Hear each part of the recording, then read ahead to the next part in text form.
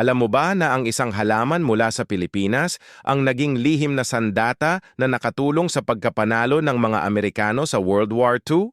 Ang Manila hemp o abaca ay lumalaki lamang sa aming bansa.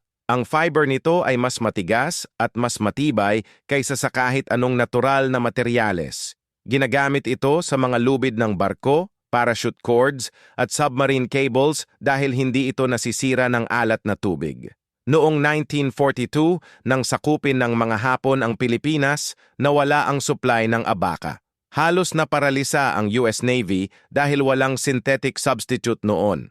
Maraming barkong Amerikano ang nakaligtas sa mga labanan dahil sa mga lubid na gawa ng mga Pilipino. Dahil sa kakulangan, napilitan silang mag-develop ng nylon at iba pang synthetic materials. Ang mga magsasakang Pilipino ay naging mga bayaning hindi kilala.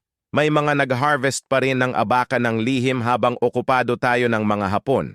Ngayon, ginagamit pa rin ang abaca sa high-tech applications, tea bags, at currency paper dahil walang synthetic na kayang pantayan ng natural strength nito.